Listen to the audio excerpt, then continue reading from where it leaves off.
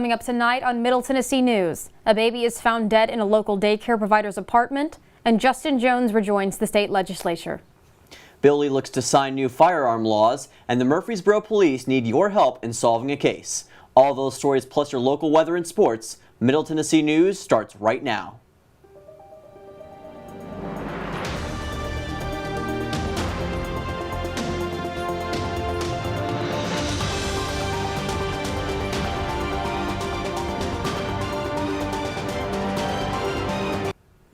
Good evening. I'm Mary Beth Mangrum. And I'm Dylan Simmons. Welcome to Middle Tennessee News. Metro Nashville police are investigating the death of a baby inside a Nashville daycare provider's apartment.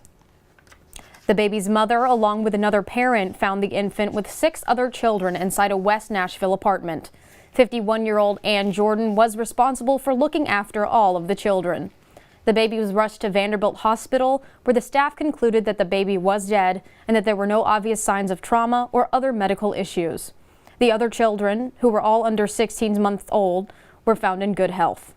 Police say hikers near Harpeth River State Park found Jordan with self-inflicted wounds at the time of the discovery. Jordan has not been charged as of now, and the investigation is still ongoing. A Franklin firefighter is recovering at Vanderbilt University Medical Center today after a training procedure went wrong.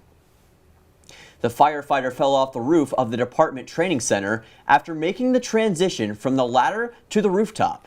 He fell 2 stories while trying to transition from the ladder. The firefighter was then transported to the Vanderbilt Medical Center. He is now in recovery, where hospital staff are reporting he is stable. The City of Franklin and the Tennessee Occupational Safety and Health Administration are investigating the incident. A mother and toddler were involved in a car crash that turned fatal. The crash happened in Cheatham County in the eastbound lanes of Highway 49 near Bear Wallow Road. The Tennessee Department of Transportation reported that an SUV crossed the center line and hit a dump truck head-on. The dump truck driver was taken to the local hospital to be checked out. It has been reported that 2 people were killed in the crash, 27-year-old Misty Atherton and a 2-year-old boy. Atherton was reportedly not wearing a seatbelt at the time of the crash. Laverne police are looking for help in identifying 2 suspects of a hit and run. The hit and run took place at the Kroger on Murfreesboro Road at 9:30 p.m. Footage shows a couple leaving the Kroger in a white Toyota Tundra with a lift, aftermarket wheels, and damage to the passenger side rear wheel. Anyone who can help identify the couple on video or has any additional information is advised to contact the Laverne Police Department. Ask to speak to Officer Fessmeyer about any details of the accident. Justin Jones rejoins the state legislature after council votes. Jones was expelled from the state legislature last week after leading chants on the House floor about gun violence, along with Democratic Representatives Justin Pearson and Gloria Johnson. The Nashville Metropolitan Council decided to reinstate Jones with a vote of 36-0. He was followed by hundreds of happy supporters as he walked up the Capitol steps to reclaim his position. Legislators may be expelled for disorderly conduct according to the state constitution. However, they cannot be expelled for the same thing twice. Jones stated that he will still call for gun reform. Nashville City Council member Delisha Porterfield made a statement about reinstating Justin Jones. The people chose their representative, and with this vote, we will send a strong message to our state government and across the country that we will not tolerate threats to our democracy. With Representative Justin Jones reinstated, officials in the Memphis County Commissioners met today to potentially reinstate Democratic Representative Justin Pearson. Pearson was expelled along with Jones on Thursday, and this brought racial and political dynamics in the legislature to everyone's attention. National Civil Rights Museum was the starting point for an assembly and was organized by the committee to reinstate former Representative Justin J. Pearson that ended at the County Administration Building. Pearson was reinstated with a 7-0 vote by the Shelby County Board of Commissioner meeting. Pearson is expected to return to the Capitol on Thursday when the House holds its next floor session. Governor Bill Lee steps up to protect Tennesseans. 2 weeks after the tragedy of the Covenant School shooting, Governor Lee is working on passing a red flag law in Tennessee. This law is designed to help prevent people who may hurt themselves or others from obtaining firearms. There will be a new order of protection law to separate dangerous individuals from firearms while preserving constitutional rights. Lee also signed an executive order to make sure that the existing background check process provides law enforcement with up-to-date information and more closely guarantees safe firearm purchases. The Laverne Police Department is participating in the annual DEA Drug Take-Back Day. Too often, drug prescriptions that go unused can sometimes land into the wrong hands. The Laverne Police Department finds it important to work in this Drug Take-Back Day after being a part of last year's gathering of at least 721,000 pounds of medications. The event will occur on April 22nd from 10 a.m. to 2 p.m. at the Laverne Police Department behind City Hall. Drugs accepted are prescription medications, over-the-counter medications, and liquid medications in the original bottle with a lid. Over 120 animals were rescued from a home in Wilson County. Animal rescuers found multiple animals such as cats, dogs, and many others at the home off Walnut Hill Road. Investigators reported saying that animals were living in their own waste with ammonia levels equivalent to a meth lab. Many animals had little to no access to food or water at the home. This is unfortunately a situation rescuers experience once a week in Tennessee. Animal Rescue Corps Public Information Officer Michael Cunningham said that not all injuries are external for the animals. And now Sarah Aubin joins us with our first look at the weather. Thanks, Mary Beth. It's been a beautiful start to our week so far, and today is only continuing that trend. In Murfreesboro, we have clear skies and 78 degrees at the moment. Mount Juliet is also heating things up with 78 as their temperature as well. Woodbury and Shelbyville are both at 77 right now. Smithville, Manchester, and McMinnville clock in at 76 with no sign of rain. When we come back, I'll have your look at tonight's conditions. Mary Beth, back to you. Thanks, Sarah. Still ahead on Middle Tennessee News, an LGBTQ conference is coming to campus and a retrospective on the human fly after the passing of a century. It's coming up next on Middle Tennessee News. When I was in foster care, I never knew when I would have to move, so I always had my suitcase ready to go. Then one day I was adopted. My new parents opened their hearts and home to me. My parents cook my favorite breakfast for me every morning. My parents take me on trips I never thought I would go on. They gave me a home and an even better reason to use that suitcase. My parents aren't perfect, but they're perfect for me. Jordan knows he shouldn't eat this entire bowl of nachos, but tonight he's earned that right. Because a few hours ago in the middle of happy hour, he recognized a sign. Not from the gods or a bolt of lightning, but from a double heart, a kissy face, and a fourth ha in ha ha ha. That's when Jordan knew he was buzzed. So when it was time to go, he got a ride home instead of driving. Be a legend like Jordan. Recognize your buzzed warning signs and get a ride home. Buzz driving is drunk driving.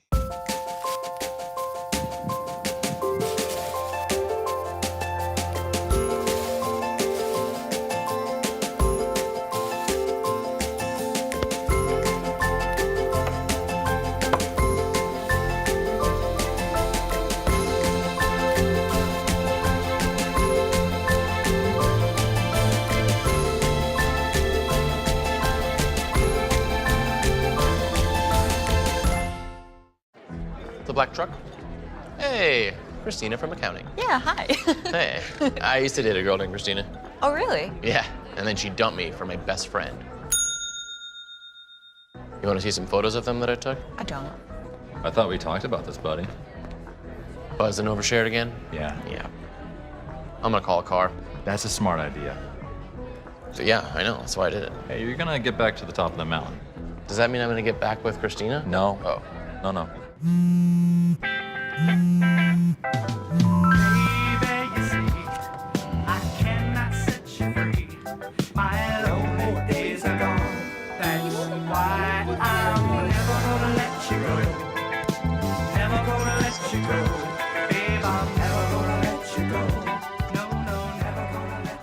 Here you go.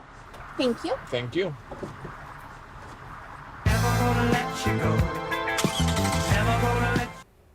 The town square of Murfreesboro has seen more than we could ever imagine. Reporter Jet Gregory met with Murfreesboro's local historian Greg Tucker to learn more. If the town square of Murfreesboro could talk, I guarantee it would have stories for days. Today, we are focusing on one particular moment that happened almost exactly 100 years ago today. A man who went by the name of the Human Fly and his partner made their way to the Murfreesboro Square. Back in the 1920s, 1930s, there were a number of what we call itinerant performers. We'd go town to town, putting on a show of one kind or another. Visiting every business around, they asked for contributions to draw a crowd outside the courthouse. Their grand idea was that the Human Fly would climb to the top of the courthouse and put on a show. They offered to put on a show of Daredevil climbing on the courthouse. The legend has it they were given $13 in compensation for the act. He began his ascent to the top of the clock tower of the building. As word got around, a crowd of 200 formed at the base of the courthouse. Making it to the top of the courthouse, he waved at the ant-like crowd below. He made it all the way to the top, and as he promised, he would get up there with the arrow. If you look at the courthouse, on the very top is a wind arrow. The show would come to a screeching halt as the Human Fly lost his grip and fell from the clock tower down on the hard roof of the courthouse below. Fell to the roof level, landed on his head and neck, killed him instantly. Patrons rushed to the top to check on him, but life was absent. They only knew him by the Human Fly, so how did they know who to contact? They didn't. So they hung his body in the window of Sweeney's Undertaker parlor right there on the square, hoping that someone would recognize him and collect the body. After some time, the body remained in the window, and they decided to take the body to Evergreen Cemetery where he was buried. That's not the end of the story, though. With some more insight from Greg, we figured out the story that everyone has known for years is actually false. When we first started studying the incident and writing about it, we did what should have been an obvious check. We went to the county health department and pulled up the death records and found his death certificate for the date and the circumstances. And then we went to the newspaper files and found the clipping of that reported the accident and his death and also identified him. And finally we found the obituary.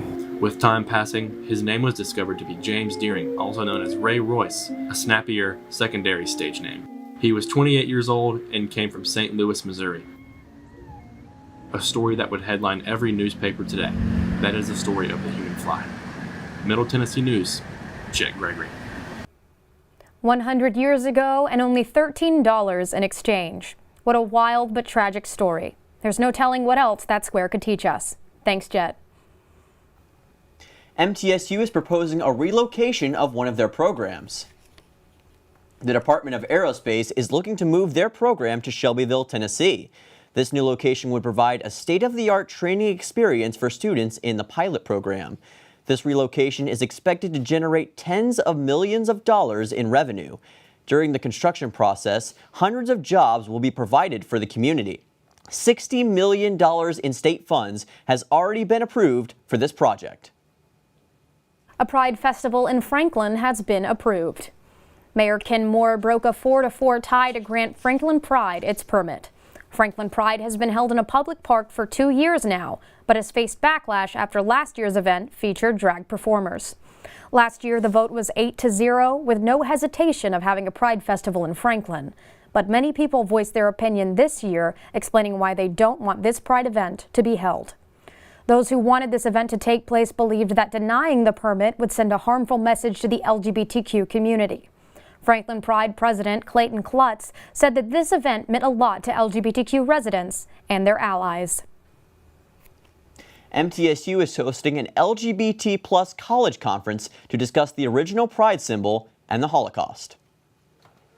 Dr. Jake Newsom, a scholar in American and German LGBTQ history, will give the conference's keynote speech based around his book of the same title, Pink Triangle Legacies, Coming Out in the Shadow of the Holocaust. Dr. Newsom's speech will be held from 1 to 2:15 on Thursday, April 13th in the second floor ballroom of the Student Union. His presentation kicks off the 2023 LGBT plus College Conference, which runs through Saturday, April 15th, and carries the theme this year of all identities pulling together. And now Sarah is back with tonight's forecast. What do you have for us?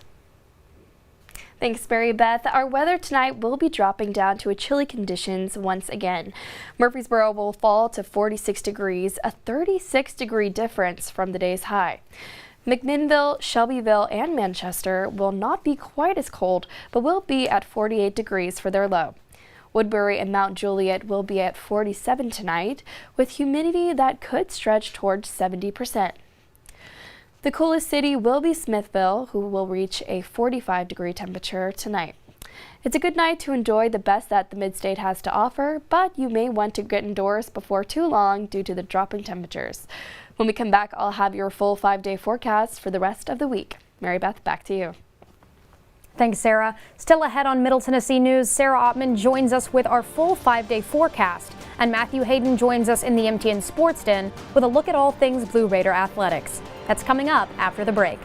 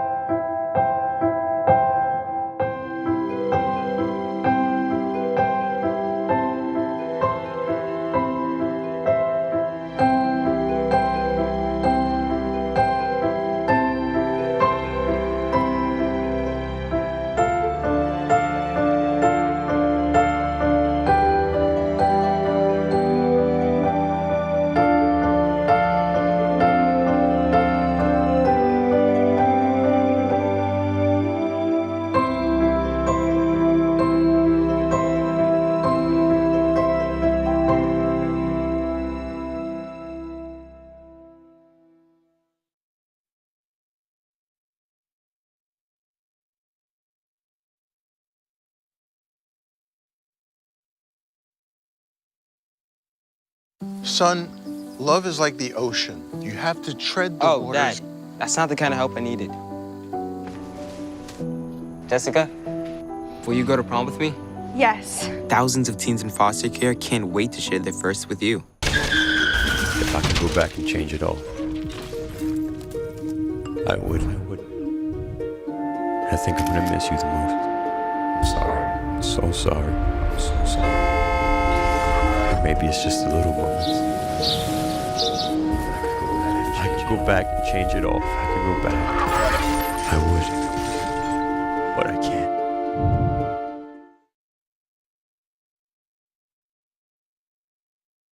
can't. Once there was a boy who did the same thing again and again. One day, he was told he had autism. He got help and slowly learned how to live with it better. Early intervention can make a lifetime of difference. Learn the signs at autismspeaks.org. Natural disasters are a fact of life in the U.S. And between activities and school, chances are you won't be with your kids when they happen. Will they know what to do? Ready.gov/kids can help your children feel prepared, not scared. So talk with your family today. Put the keys down, Kevin. But I'm gonna drive home. There are several warning signs present that you shouldn't be driving. My text to emoji ratio has gotten a little out of hand. A little? Yep, I'm definitely gonna call a ride home. And now Sarah joins us with our 5-day forecast looking into the weekend.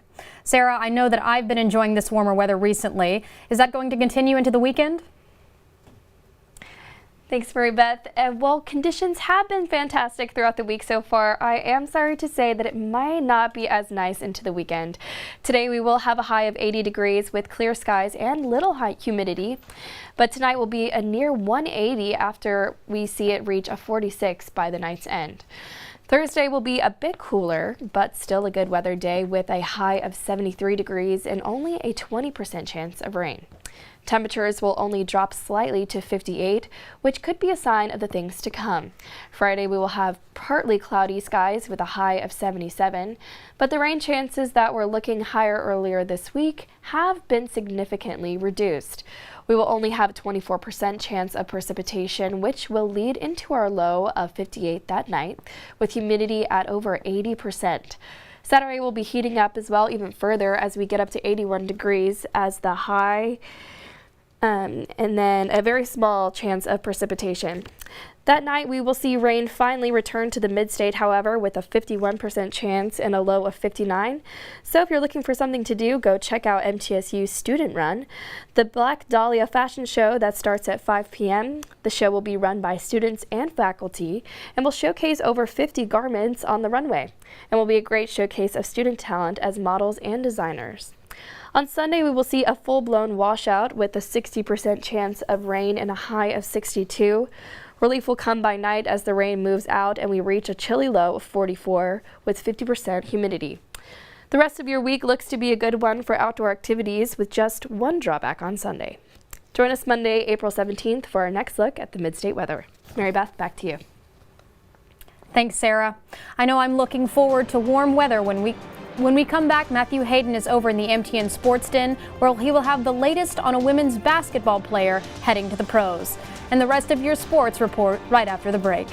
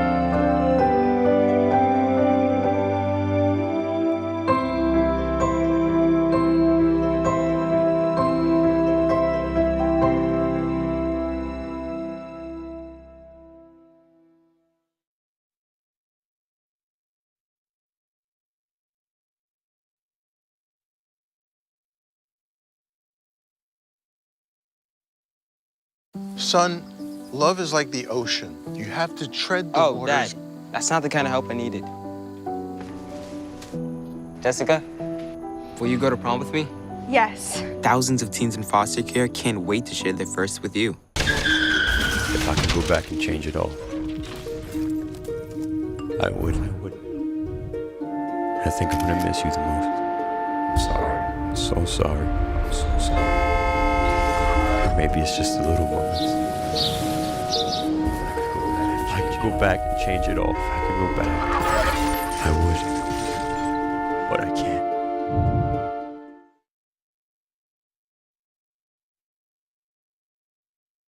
Once there was a boy who did the same thing again and again.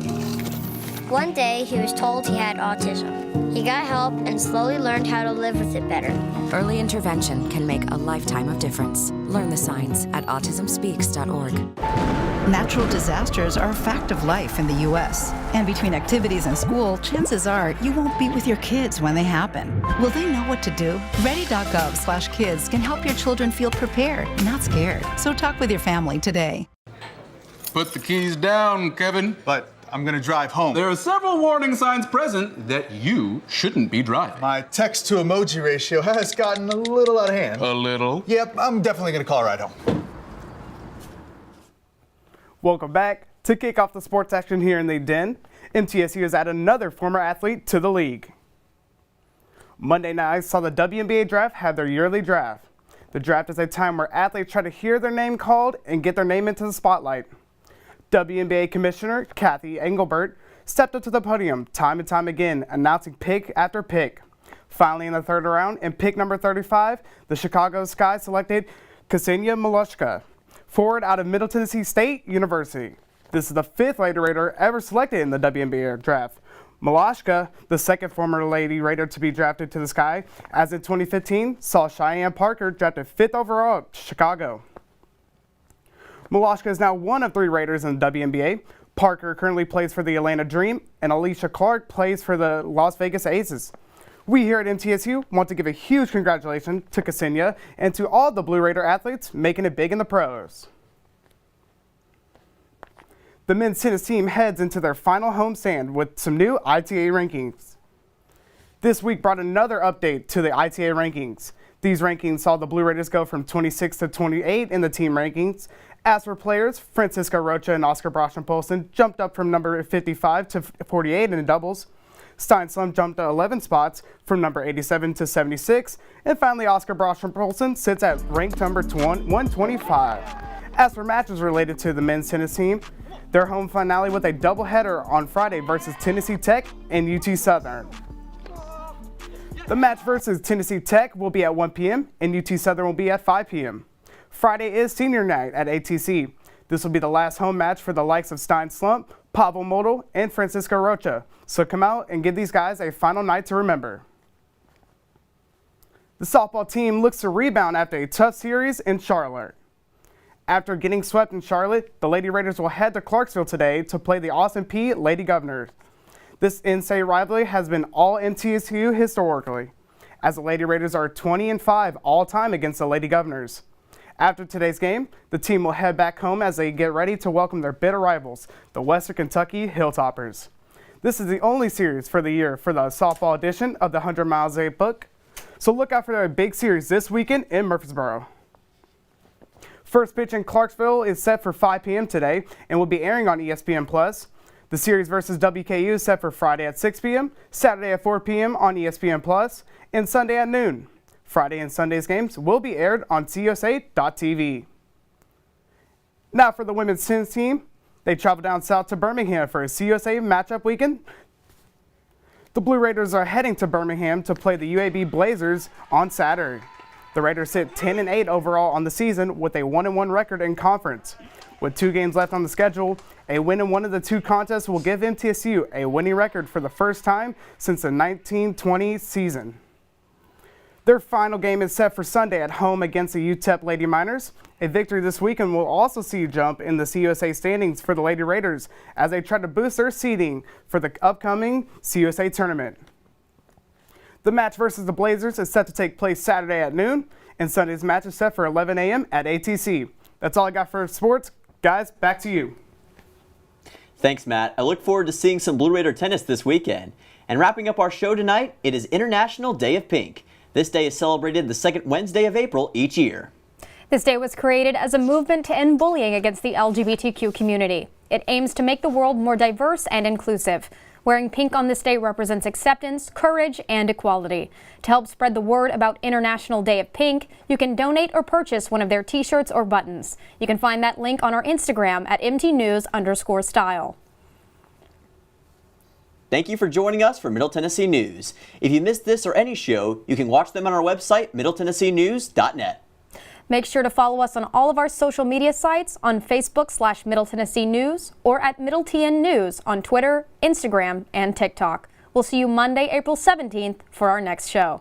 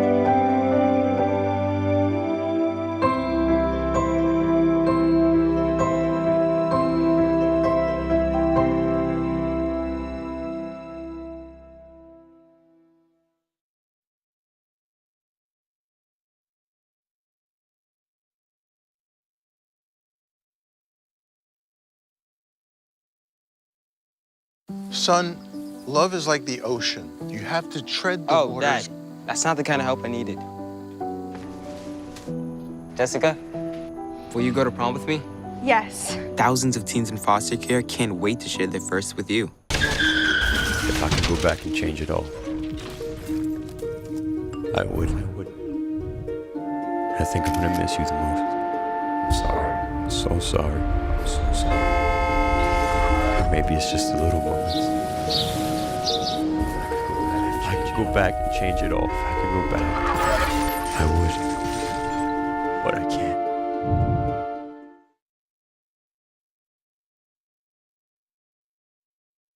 Once there was a boy who did the same thing again and again.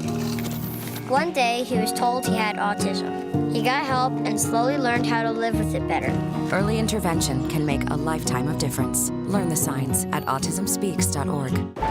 Natural disasters are a fact of life in the U.S. And between activities and school, chances are you won't be with your kids when they happen. Will they know what to do? Ready.gov/kids can help your children feel prepared, not scared. So talk with your family today. Put the keys down, Kevin. But I'm gonna drive home. There are several warning signs present that you shouldn't be driving. My text to emoji